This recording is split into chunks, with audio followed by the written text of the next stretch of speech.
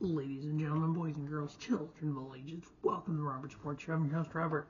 Alright, NASCAR Xfinity Series. Yeah, I know it's today. It's 3 o'clock today, I believe. So, a little late getting this up. We're going to go ahead and get it up and see if we can get some late picks in.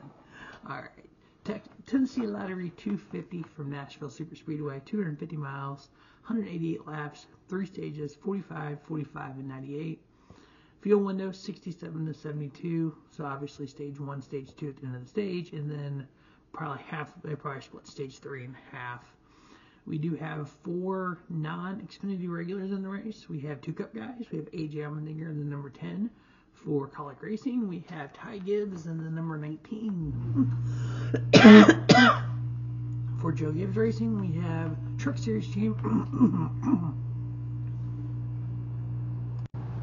We have Truck Series champion Zane Smith in the number 28 for RSS Racing. That is the same number 28 that Joey Logano, Eric Almirola won at Sonoma. And then we have Carson Hocevar making his 4th ever Truck Series Xfinity Series start in the number 77 for Spire Motorsports. Now we know that 77 does have an alliance with Junior Motorsports.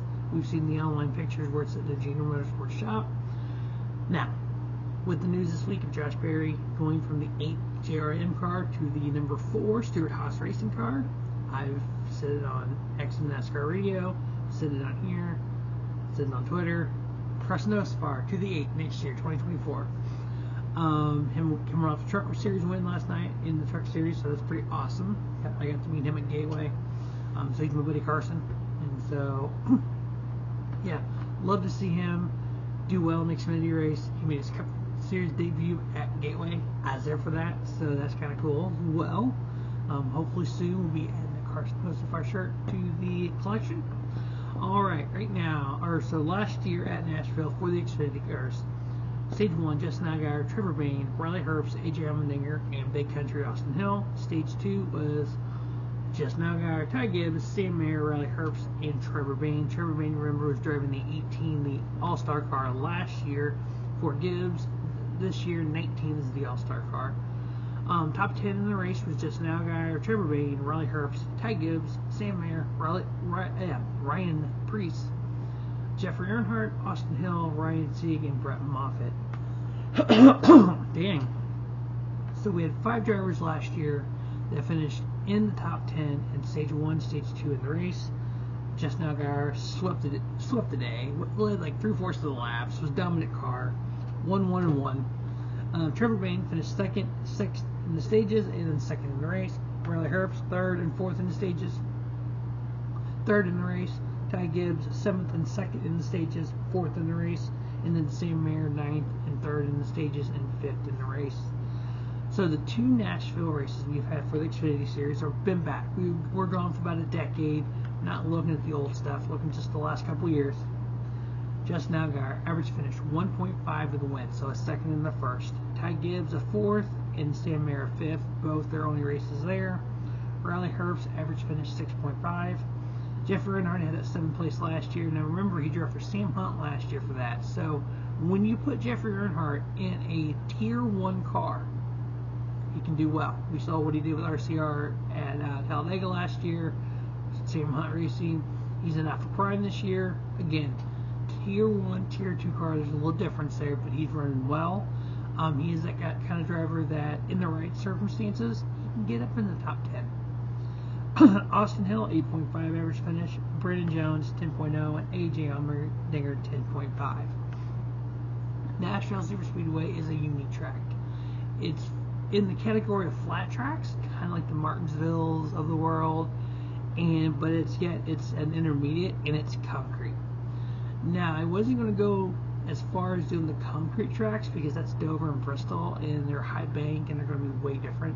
So we're going to look at the flat tracks, and we're going to look at the intermediate because it is a 1.33 miles, so it is a tick smaller than Darlington, but it's bigger than Gateway. Gateway also runs like a short track, but it's not like a Kansas or a Texas. So it's kind of its own little hybrid thing, but it is in an intermediate category. An intermediate category typically from What I look at and what you kind of see online and stuff is typically that 1.2, 1.3 to 1 up.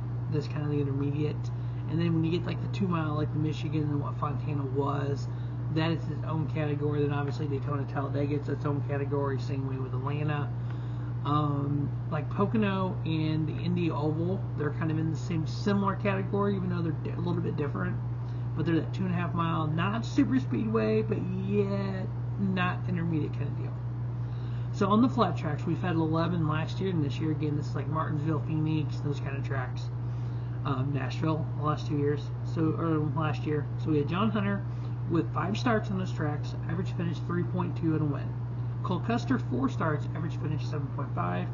Big Country Austin Hill, 10.1. Justin Allgaier, 11.3 average finish, 2 wins. Josh Berry, 12.7. Daniel Hemrick, 13.1. Sam Mayer, 14.0. Sheldon Creed, 14.1. Brenna Jones, 14.3 and a win. Riley Herbst, 14.6.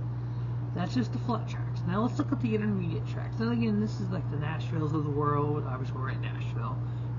Texas, Vegas, Homestead, Darlington, those size of tracks. Justin Allgaier, 5.4 average finish with 3 wins. Cole Custer, in 3 starts in those tracks, 6.3 average. Again, these stats are from 2022 and 2023 only. It's the last year and a half. Austin Hill, 8.8 and a win. Josh Berry, 9.1 and 2 wins. What is he going to do the rest of the year in that 8 car? Can we, I would say, forget about what just happened, or can we kind of put that on the back burner? Okay, that's next year. We have races at once. I think Josh Berry can do that. Sam Mayer, 10.0. Justin Allgaier, 10.2. I'm sorry, John Hunter Nemechek, 10.2. Daniel Hemrick, 12.6. Chandler Smith in 4 starts, 14.7. Brenna Jones and Riley Herbst, 14.9. We know in practice, qualifying us today, we know in practice the Stewart Haas cars were pretty fast. I know we still got another announcement hopefully coming from Stewart Haas on the number 10 car. I know Tony has said that he has something, he doesn't like people with daddy's money or whatever his comment was, which that sparked all kinds of stuff on XM satellite radio, which is kind of funny. But we need to hear about Eric Almirola. We know Kevin Harvick has mentioned with KHI. Big thanks for Haley Deegan. So hopefully that is an Xfinity ride. Just a lot of moving parts in the silly season that's left. We still have 12 races left in the Xfinity season.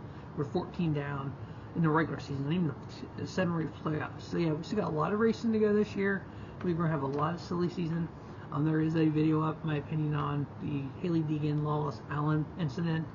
I didn't do the video of it. I just talked about what I thought happened and threw some stats out there because of a comment that Lawless Allen made. So make sure you check that out. So points for Xfinity after 14 races with 12 left in the regular season. Big Country Austin Hill with 3 wins. John Hunter with 2 wins. Justin Allgaier, Cole Custer, Chandler Smith, Sammy Smith, Jeb Burton, each with a win. We had 12 playoff spots to fill, so we fill all the full-time drivers with wins, and then whatever's left to get to 12. So right now, Josh Berry, plus 91. Sheldon Creed, plus 80. Sam Mayer, plus 41. Riley Herbst, plus 27. Daniel Hemrick, plus 18. There's been a lot of talk this year about Junior Motorsports and struggling. They only have 1 win, but Allgaier's locked into the playoffs with that win. Josh Berry's in points right now. Sam Mayer's in on points right now. Now, Brenna Jones is a little bit outside the cut-off line right now. So right now in 13th in points is Parker Clearman, minus 18. Brendan Jones, the other JRM car, minus 27. Brett Moffitt, minus 70. Ryan Sieg, minus 77. Jeb Burton's teammate Parker Retzloff, minus 98. Kaz Gralla, minus 118. Jeremy Clemens, he did win Daytona last year to make the playoffs. That can happen again this year. Minus 130. Josh Williams, the bad boy, 166. Anthony Alfredo, minus 173. He's actually had some really good runs this year.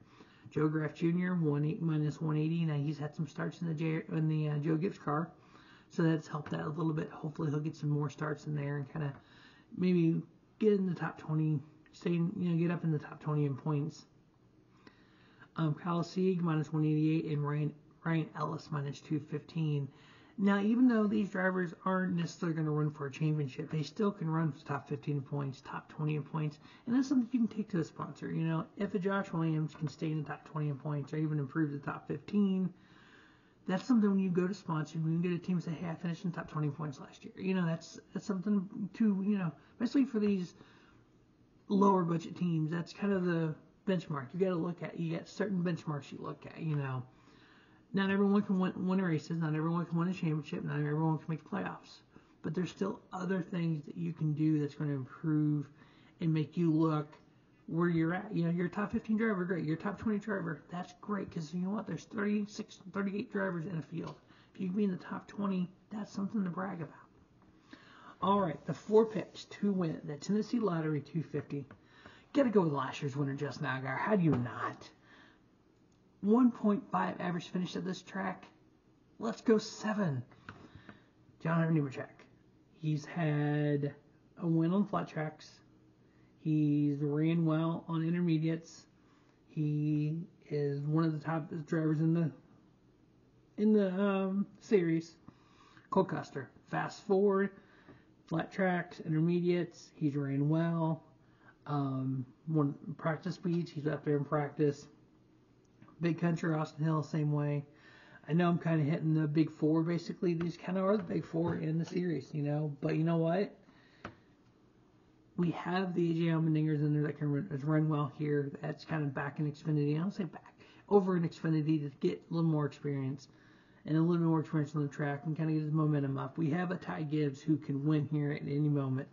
We have the Truck Series champion Zane Smith in a car that has won this year. And we have Carson Hocevar, who's had 2 top 10 finishes.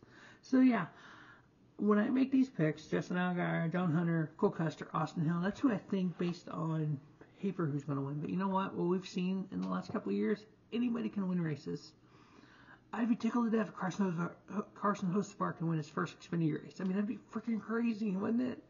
But, yeah, I'm going to stick with those 4 picks. That is the Tennessee Lottery 250 preview. As always, thanks for watching the Robert Sports Show. Don't just have a great day. Have a spiffy day. Robert Sports Show, your YouTube leader in sports channel content.